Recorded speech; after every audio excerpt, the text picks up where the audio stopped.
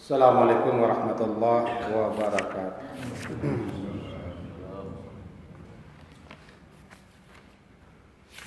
Bismillahirrahmanirrahim. Alhamdulillahirabbil alamin. Wa bihi nasta'in ala umurid dunya waddin. Asyhadu an la ilaha illallah wa asyhadu anna Muhammadan abduhu wa rasuluh. Allahumma salli ala Muhammad wa ala ali Muhammad. A'udzu billahi minasy syaithanir rajim. Bismillahirrahmanirrahim. Alam yajidka yatiman fa'awa wa wajadaka dhallan fahada wa wajadaka 'ailan fa'aghna fa ammal yatima fala taqhar wa ammas sa'ila fala tanhar wa amma bi ni'mati rabbika fahaddits. Bapak dan Ibu, melanjutkan kajian kita surat Ad-Duha. Terakhir kita pelajari ayat ke-6, itu alam yajidka yatiman fa'awa. Keringkasan yang lalu pertama adalah yang disebut dengan yatim itu adalah seseorang yang kematian ayahnya, bukan kematian ibu. Tiba di hewan, tiba di binatang, yatim adalah yang kematian induknya. Yang kedua, istilah yatim piatu dan yatim adalah istilah di negeri kita. Itu bukan istilah yang terdapat dalam Al-Quran dan dalam hadis Rasulullah SAW. Karena di situ disebutkan yatim. Nah, yatim itu adalah alladzi mata. Yatim kematian bapaknya. Kerisauan yang ketiga adalah tidak ada lagi yatim setelah baligh. Berarti yatim itu hanyalah sampai usia baligh. Meskipun setelah dia usia baligh tetap dan harus kita perhatikan, cuma namanya tidak lagi anak yatim. Kemudian yang berikutnya ayat ke-6 surat Ad-Duha ini memang ulama ditujukan khusus kepada Rasulullah SAW sebagai hiburan sekaligus menampik tuduhan daripada orang kafir Quraisy bahwa beliau telah ditinggalkan oleh Allah. Lalu Allah mengingatkan kepada beliau setentangan berbagai macam nikmat yang luar biasa yang telah Allah kurniakan kepada beliau. Nah, sekarang kembali kita ulas tentang yatim itu. Secara berurut dalam Al-Quran, menurut para pakar tafsir, surat pertama yang menyebut dan yang menjelaskan tentang yatim adalah surat Al-Fajri. Surat Al-Fajri di situ disebutkan kalla bal la tuqrimunal yatim, kalau tidak salah. Disebutkan di situ bahwa bahkan sebenarnya kamu tidak memuliakan anak yatim. Kemudian secara berurut baru surat kedua yang menerangkan tentang yatim, surat yang kita baca ini, surat Ad-Duha. Wa ammal yatima fala taqhar. Dan selanjutnya surat Al-Ma'un. Ara'aita alladhi yukadzibu bid-din fadzalika alladhi yad'u'ul yatim. Itu surat ketiga. yadu'ul yatim. Jadi bedanya dalam surat Al-Fajr, kalla balla tukrimunal yatim. Bahkan sebenarnya kamu tidak memuliakan anak yatim. Dalam surat Ad-Duha yang sedang kita pelajari ini, dua disebut tentang yatim. Yang pertama, alam yajidka yatiman fa'awa. Kemudian wa wajadaka 'ailan faghna. Wa ammal yatima fala taqhar, ayat ke-9. Adapun anak yatim jangan kamu perlakukan semena-mena. Surah Al-Maun, yadu'ul yatim. Ini nampaknya istilah yang dipakai berbeda-beda. Kemudian surat yang keempat yang bicara tentang yatim secara berurutan surat Al-Balad. Fakku raqabah. Terus ke bawah ayo au yatiman dza maqrabah. Kita disuruh memberikan pangan kecukupan kepada anak yatim yang terdekat dengan kita. Ayat kelima yang bahas tentang anak yatim, surat Al-Isra. Dilarang kita mendekati hartanya, memakannya, memakainya dengan semena-mena. Tapi kalau butuh, dekatilah dengan cara yang baik-baik. 5. Secara berurutan yang bahas tentang yatim. Nah, kita kupas ini. Memuliakan anak yatim merujuk kepada ayat-ayat ini itu bukan berarti sekedar memberikan kebutuhan makan. Tapi yang paling pertama dan yang paling utama nampaknya di sini adalah bersikap baik terhadap yatim. Karena ketika itu ia kehilangan sosok ayah yang akan melindunginya, membela, mencukupi kebutuhan. Itu maka ayat di bawah berbunyi dalam surat Duha, fa ammal yatima fala taqhar. Taqhar. Sedikit kita pahami tentang taqhar itu. Taqhar itu asal katanya qafha dan ra, qahara. Yang semula terpakai untuk kata menjinakkan. Menjinakkan, menundukkan.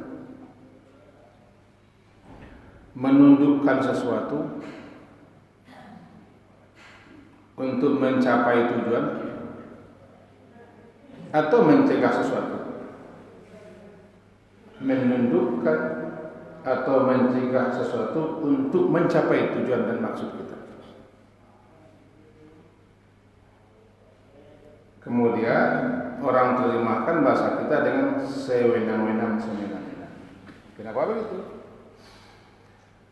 Orang yang biasanya memiliki kemampuan, kekuatan dan kekuasaan, orang yang punya,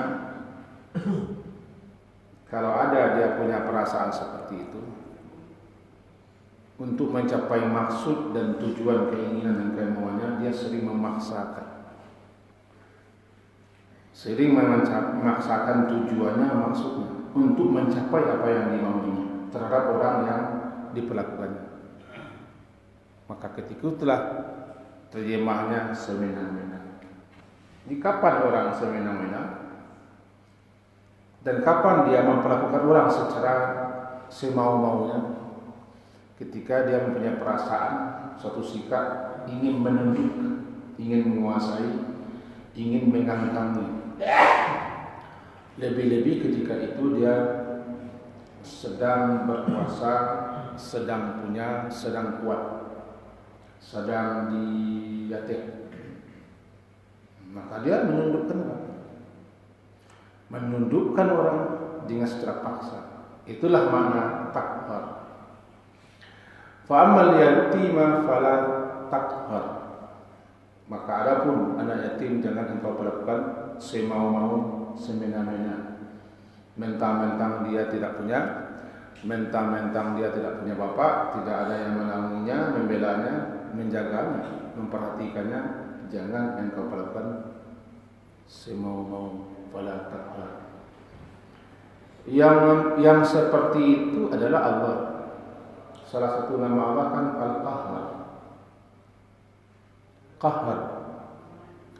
Allah Al-Qahhar. Dia yang Maha Kuasa, Dia yang Maha Kuasa, Dia yang punya semua segala sesuatu di bawah kendalinya. Tetapi Dia tidak memaksa, tidak semena-mena.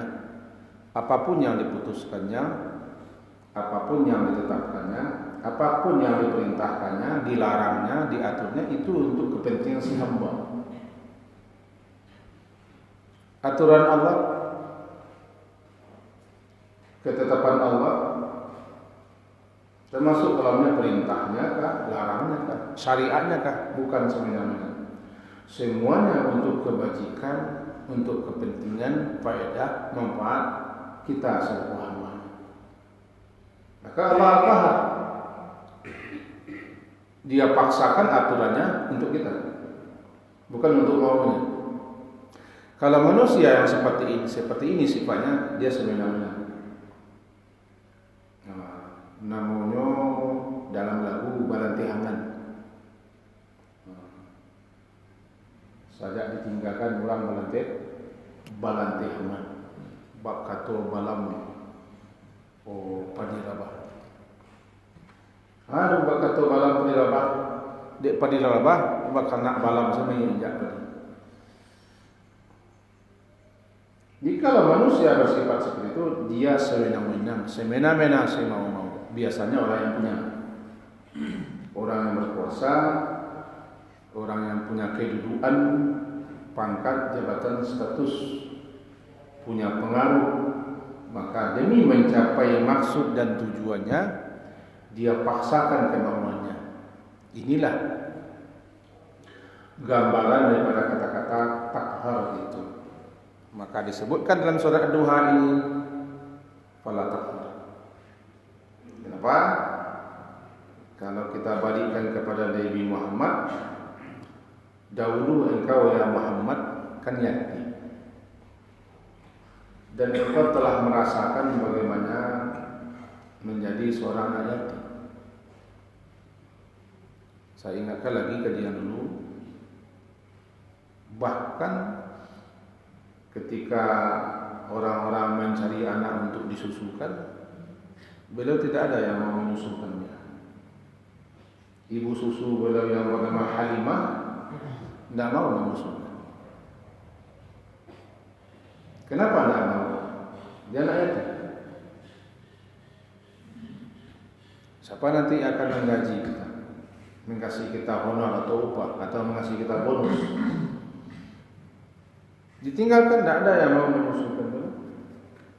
Akhirnya kan di tengah jalan, sepasang suami istri ini, Halimah dengan suaminya, berpikir-pikir, kita ambil sajalah anak yatim itu, mudah-mudahan mau berkah. Nah, dijemput lagi ke Makkah. Pergi ke Makkah, setelah selesai perjanjian-perjanjian dengan keluarga Nabi Muhammad, jadi bawa ke kampung Sa'diyah. Ketika itu saja sudah nampak bagaimana perlakuan orang kepada anak yatim di zaman dahulu. Turun surah Al-Fajr itu, bal la tukrimun al-yatim. Bahkan malah kamu tidak memuliakan anak yatim, tidak memperlakukannya sebagaimana mesti dan layak. Kita tidak akan membuka surah Al-Fajr, tidak akan membuka surah Al-Fajr. Yang kita jelaskan sekarang adalah surah Ad-Duha ini. Al-Fajr, Ad-Duha, Al-Ma'un, Al-Balad. Berturut-turut berbicara tentang ayat ini. Yang kelima nanti surah Al-Isra ayat 24. La taqrabu mal yatim. Dalam surah Surah Al-Ma'un bunyinya kan begini. Wabillahi syaitanir rajim. Ara'aita alladhi yukadzibu bid-din wa dzalika Fadzalika alladhi yad'u yatim. Yad'u da'a ini menolak begini. Da'a belum sampai lagi sudah ditolaknya. Kalau bahasa orang wa entah yo ka minta, entah yo ka manyalang, entah ka mangarang, maka sekali. Entah yo ka mengadu, entah ka minta, entah ka manyalang, entah ka mangarang, maka sekali. Saya lihat dalam tafsir itu bukan hanya menolak seperti ini. Dengan kasar. Dia kasar, dia hardi. Jadi, fadzalika alladhi yad'u yatim. Maka itulah dia orang yang menolak, artinya menghardi anak itu. Jangankan dibantu, ditolong, dikasihani. Ditolaknya minta dengan hardi. Apa kaitannya? Orang yang seperti ini adalah orang yang tidak percaya, tidak yakin adanya balasan Allah. Nah, mari kita rujuk ayat pertama sedikit. Ara'aital ladzi yukadzibu bid-din. Tahukah engkau atau beritahulah olehmu kepadaku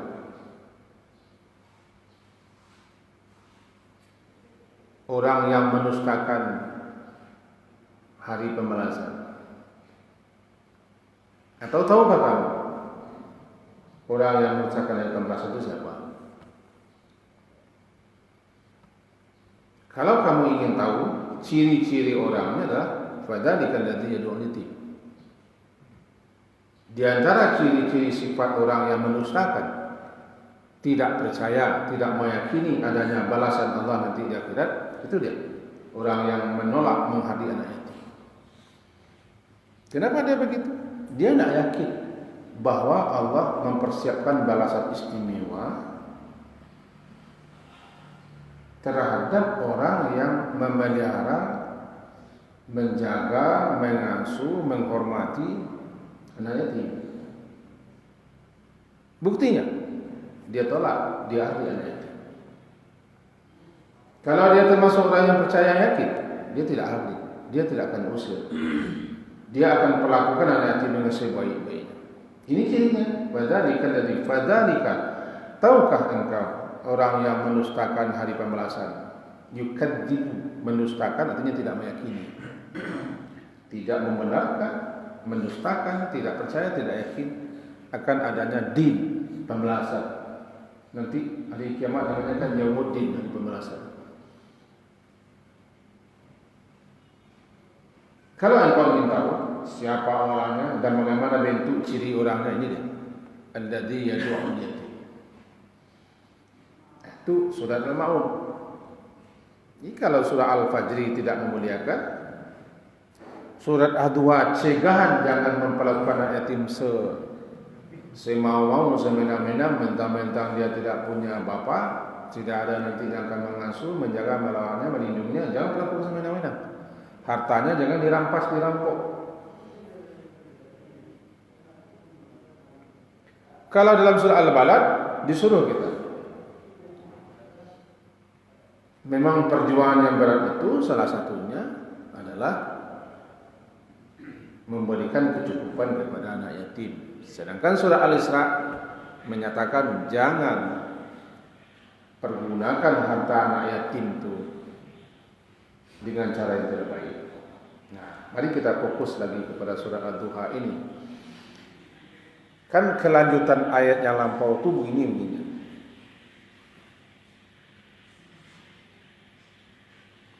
Bunyinya adalah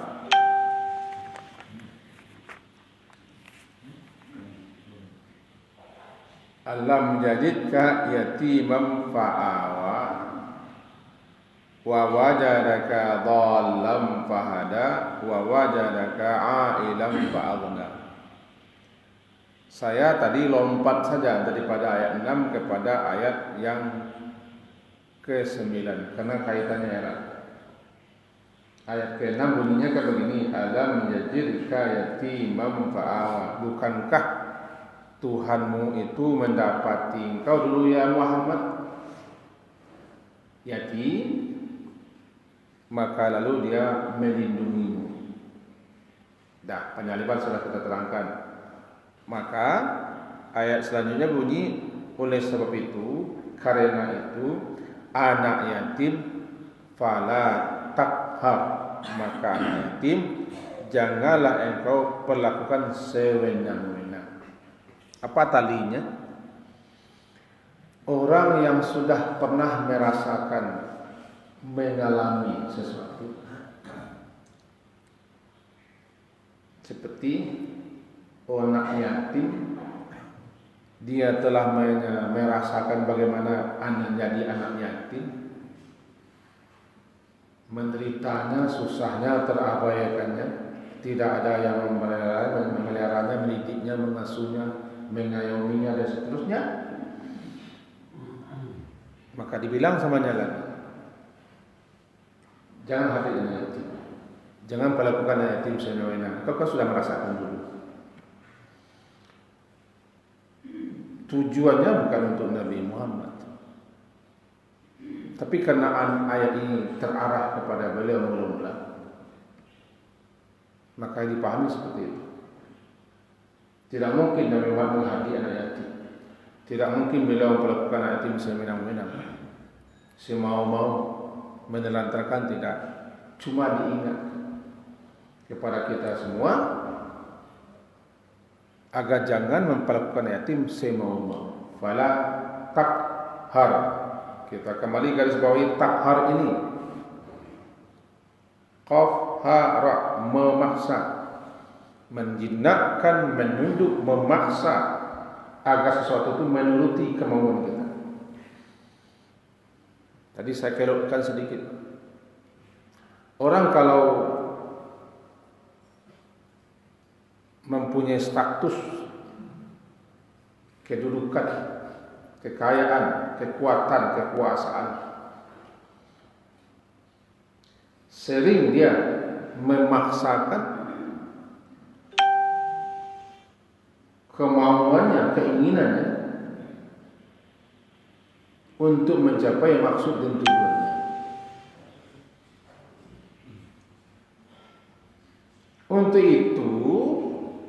Untuk itu jangan anak yatim diperlakukan seperti ini. Mentang-mentang dia anak yatim, jangan paksakan kemauanmu terhadap dia. Dia anak yatim. Mentang-mentang kamu sebagai orang terdekatnya atau siapa saja kamu, seenaknya kamu memperlakukannya semau. Enggak. Dalam surah Al-Fajr, perlakukan dia sebaik-baiknya. Ikram, muliakan dia. Muliakan dia, jangan hadir dia, jangan paksa dia, jangan telantarkan dia. Perlakukan dia dengan baik. Alhasil kajian kita pagi hari ini, Bapak dan Ibu, pertama,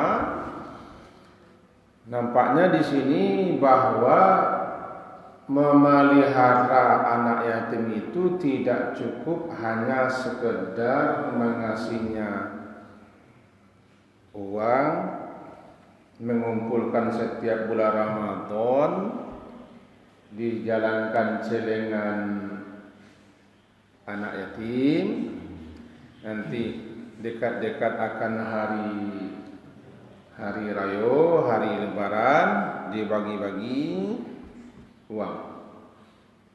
Setelah itu habis. Setahun yang akan datang ulang lagi. Iya, tapi tidak hanya sampai di situ. Masalah uang, masalah kecukupan nampaknya di surat-surat yang kita pelajari tadi secara berurutan itu terjadi pada surat yang keempat, surat Al-Balad. Surat pertama bicara tentang anak yatim adalah masalah surah Al-Fajr. Kala pada tukrimu dan yatim, kamu tidak memuliakan anak yatim. Surat kedua la takhar, surat Ad-Duha, jangan kamu perlakukan sewenang-wenang. Surat ketiga Al-Maun, jangan kamu hardik, kamu tolak, kamu usir, kamu hardik anak yatim. Surat keempat baru Al-Balad, cukupi kebutuhan pangan. Cukupi kebutuhan pangannya. Yang kelima surah Al-Isra, kalau dia punya harta, ada orang tuanya meninggalkan harta, maka jangan pergunakan harta itu semau-maunya. Tapi dengan cara yang baik untuk kepentingan yatim. Jadi yang paling pokok bukan hartanya, yang paling pokok adalah bagaimana kita memperlakukan anak yatim itu semestinya. Bukan hanya mengasihi uang. Saya bicara bukan mengerti tidak boleh atau jangan seperti itu. Iya, setiap Ramadan kita kumpulkan uang lah ya. Tapi bukan sampai di situ. Dia yang paling pertama adalah dia kehilangan bapak sang pelindung. Sosok bapak itu yang ada bagi dia.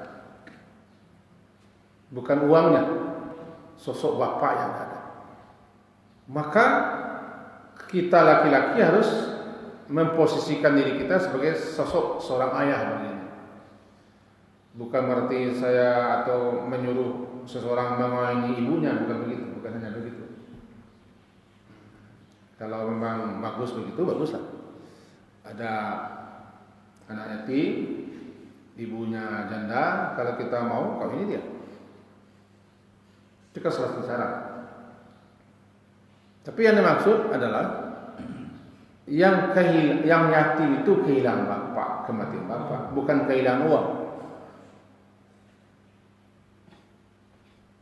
Tetapi karena bapaknya tidak ada lagi yang akan melindunginya, mencukupi kebutuhannya, kita perlakukan seperti itu. Ini peranan bapak kita ambil. Cukupkah hanya dengan jalankan celah yang setahun? Tidak cukup sampai situ. Tapi jangan hentikan itu. Itu yang kita ambil intinya. Kemudian perlakukanlah anak yatim itu sebagaimana mestinya kita memperlakukan seorang anak. Itulah yang pertama, ikram. Jangan semena-mena, jangan tolak dia. Tiga surat berturut-turut. Al-Fajri, Ad-Duha, Al-Ma'un.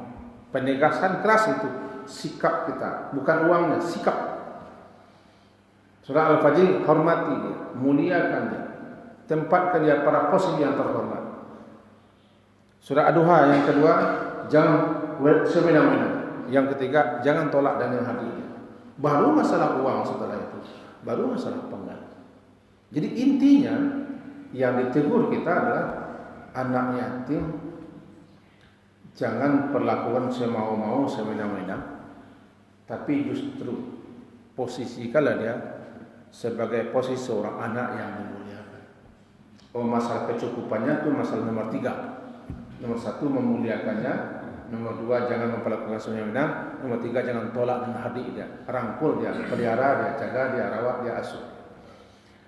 Saya rasa itulah surat Ad-Duha sepagi ini kita jelaskan. Semoga dapat kita pahami apa yang telah kita jelaskan itu. Intinya adalah memelihara anak yatim bukan sekedar mengasihnya makan. Kalau sekarang ada yang pokok kita perhatikan untuk yatim di samping sandang, pangan, papan, pendidikan, kesehatan. Sandang, pangan, papan, pendidikan, kesehatan. Itu yang dibutuhkan oleh manusia sekarang. Saya rasa itu, semoga ada faedahnya. Silakan.